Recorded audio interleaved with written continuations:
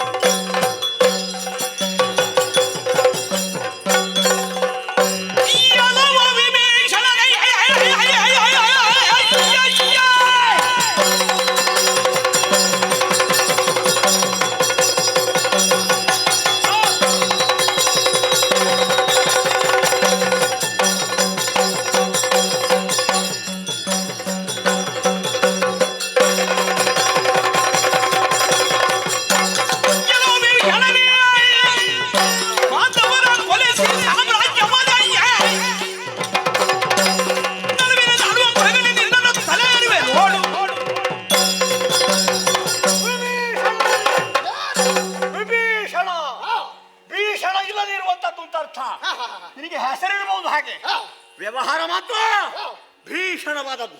ಅಧಿಕಾರಕ್ಕಾಗಿ, ನಾಡಿನ ಸೌಭಾಗ್ಯವನ್ನು ಹೊಂದುವುದಕ್ಕಾಗಿ ಬಂಧುಗಳನ್ನು, ಬಾಂಧವರನ್ನು, ಸಹೋದರರನ್ನು ಕೊಲ್ಲಿಸಿ ಲಂಕೆಯ ಪೀಠವನ್ನೇರಿ ಮೆರೆಯುತ್ತಾ ಇದ್ಯಾ. ಕೇಳುವುದಕ್ಕಾಗಿ ಬಂದವ ಹಕ್ಕಿನವ, ರಾವಣನ ಹಿರಿಯ ಮಗ ಮೂಲಕಾಸುರ.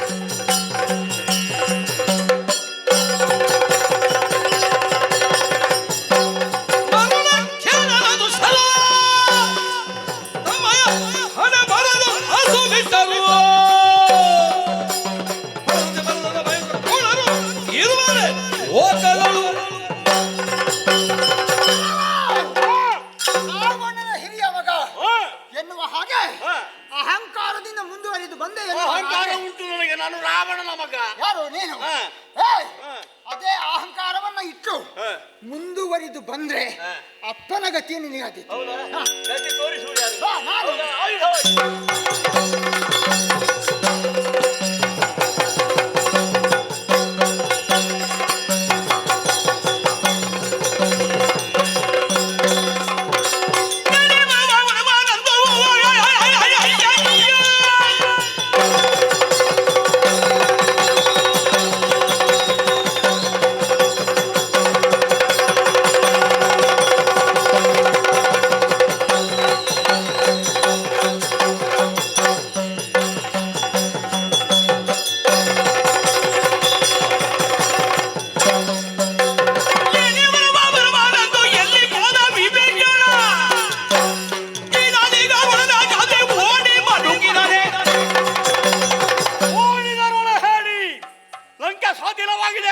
ಅದೋ ಪೀಠವನ್ನು ಯಾರಿಗೂ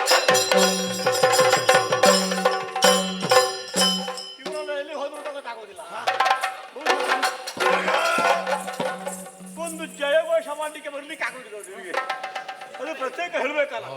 ಮೂಲಕಾಸುರ ಮಹಾಪ್ರಭುಗಳಿಗೆ, ಮೂಲಕಾಸುರ ದೊರೆಗಳಿಗೆ, ದೈತ್ಯ ಸಾಮ್ರಾಟ ಮೂಲಕಾಸುರನಿಗೆ, ಲಂಕೇಶನಿಗೆ ಇವತ್ತು ನಾನು ಹೇಳಿದ್ದು ನಾಳೆ ಹೇಳಲಿಕ್ಕಿಲ್ಲ. ಇಲ್ಲ, ನೀನೇ ಜಯಘೋಷ ಮಾಡ್ಬೇಕು. ಖಂಡಿತ. ಲಂಕೆ ಸ್ವಾಧೀನವಾಗಿದೆ ಹಾಗೆಂದು ಓಡಿ ಹೋಗಿದ್ದಾನೆ. ಎಲ್ಲಿ ದೂರ್ತಾನೆ ಅಂತ ಗೊತ್ತಿಲ್ಲ, ಎಲ್ಲಿ ಅಡಗುತ್ತಾನೆ ಅಂತ ಗೊತ್ತಿಲ್ಲ. ನಮಗಿರುವ ಲಕ್ಷ್ಯ ಇನ್ನು ಒಂದೇ, ರಾವಣಾದಿಗಳ ನಾಶವನ್ನು ಮಾಡಿದವ ಅಯೋಧ್ಯಾಧಿಪತಿ ರಾಮ, ಅವನಿಗೊಂದು ಗತಿ ಕಾಣಿಸಬೇಕು. ಅದಕ್ಕಾಗಿ ಬೇಕಾದಂತಹ ಸಿದ್ಧತೆಗಳನ್ನು ಮಾಡೋಣ.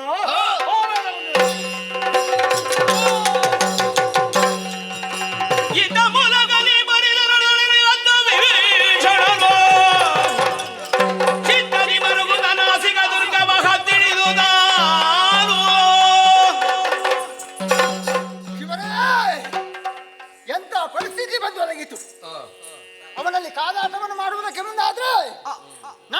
ಬಾರಿಗೆ ಸೋಲು, ಅಲ್ಲಿಂದ ಓಡಿದವನಿದ್ದೇನೆ. ಇನ್ನು ಬದುಕಬೇಕು. ಯಾಕೆ? ಅವನಿಗೆ ಸೇನೆಯ ಬಲ ಎನ್ನುವುದು ಹೆಚ್ಚಾಗುತ್ತಾ ಇದೆ, ನಮ್ಮಲ್ಲಿ ಕ್ಷೀಣಿಸುತ್ತಾ ಇದೆ. ಹಾಗಾಗಿ ಬದುಕಬೇಕು ಎಲ್ಲಿ ಎನ್ನುವ ಹಾಗೆ ಆಲೋಚನೆಯನ್ನು ಮಾಡಿದ್ರೆ ನೇರವಾಗಿ ನಾಸಿಕಾಲಯವನ್ನು ಸೇರಿ ಅಡಗಿ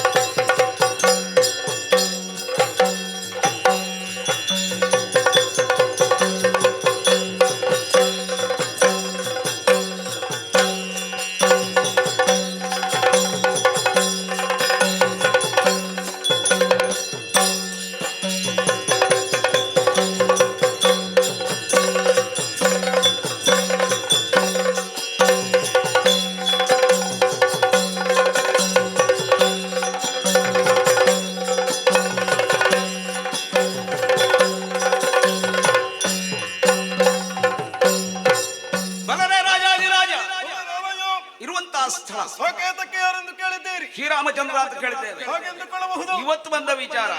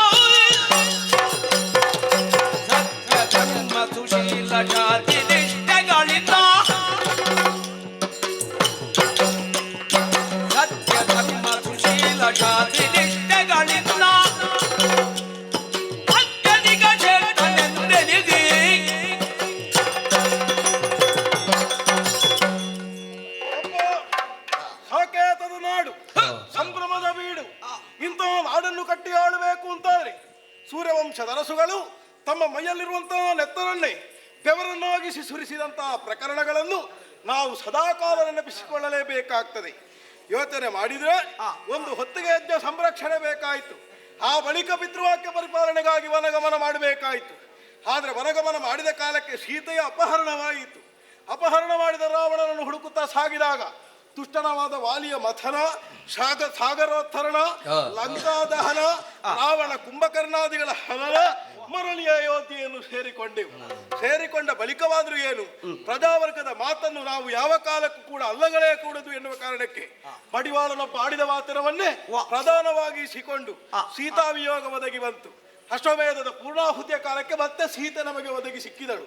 ಹಾಗೆಂದು ಅವಳೊಟ್ಟಿಗೆ ದಾಂಪತ್ಯ ಸಿಗಲಿಲ್ಲ, ಭೂಗತಳಾಗಿ ಹೋದಳು. ಉಭಯ ಕಂದಮ್ಮಗಳನ್ನು ನನ್ನ ಮಡಿಲಿಗರ್ಪಿಸಿದವಳಿದ್ದಾಳೆ. ಬೆಳೆಯುತ್ತಾ ಇದ್ದಾರೆ ಅವಳರು. ಅವರ ಕುರಿತಾಗಿ ಸಂತೋಷ ಏನೋ ಉಂಟು. ಯಾವುದದು ಯಾರೋ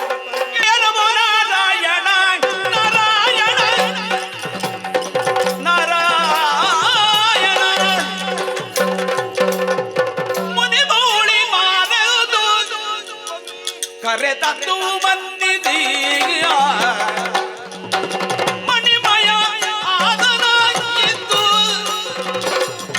ಭಕ್ತಿಯಿಂದ ಬಂದಿದು ತಾರಾರದೋ ಜನಪಾಲ ಬೆಸಗೊಂಡರು.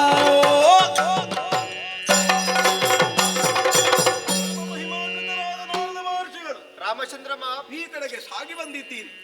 ಯಥಾಸಾಧ್ಯವಾದಂತಹ ಉಪಚಾರವನ್ನು ಮಾಡಿದ್ದೇನೆ. ಸರಿ, ಅದನ್ನು ನೀವು ಸಂತೋಷದಿಂದ ಸ್ವೀಕರಿಸಿದ್ದೀರಿ ಎನ್ನುವ ಭಾವದಿಂದ ನಿಮ್ಮಲ್ಲೇ ಪ್ರಶ್ನಿಸ್ತಾ ಇದ್ದೇನೆ. ಹೇಗೆ ನನ್ನನ್ನು ಕಾಣುವರೆ ಬಂದಿರೇ ಅಲ್ಲ ಏನಾದ್ರೂ ವಿಚಾರ ತಂದಿರೇ? ರಾಮಚಂದ್ರಮ್ಮ, ದಶರಥಿಯೇ ನಿನ್ನ ನಡತೆಯ ಕಂಡು ದಶರಥಿಯೇ ನಿನ್ನ ನಡತೆಯ ಕಂಡತಿ ದೋಷವಾಯಿತು ಮನಗೆ.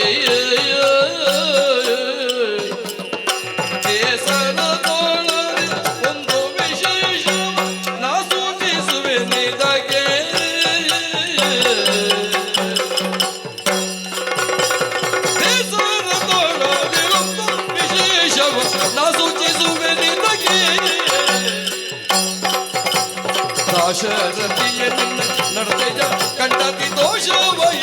ಮನಗೆ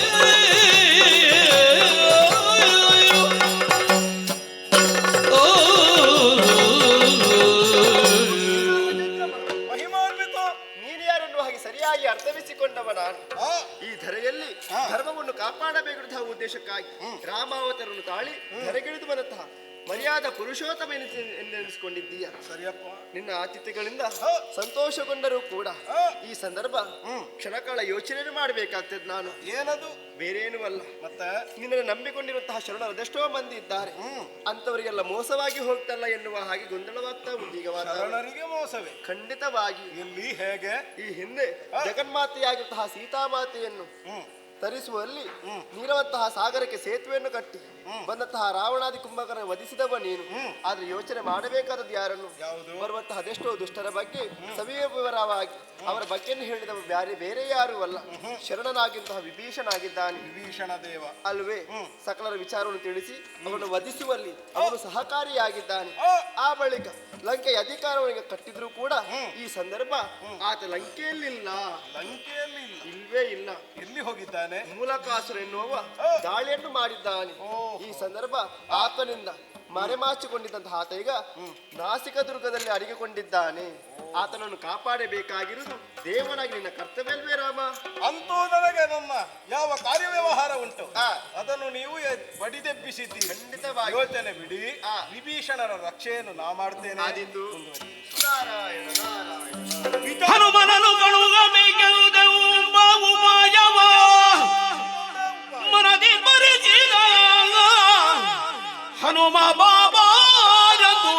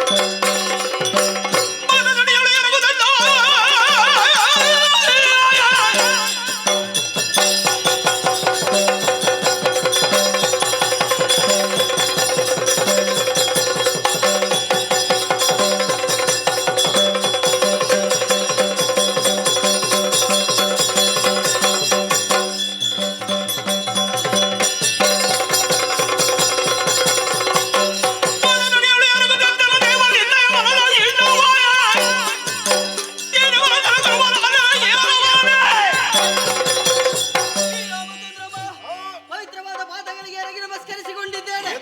ಅವಸರದ ಕರೆ ಓಡೋಡಿ ಬಂದಿದ್ದೇನೆ.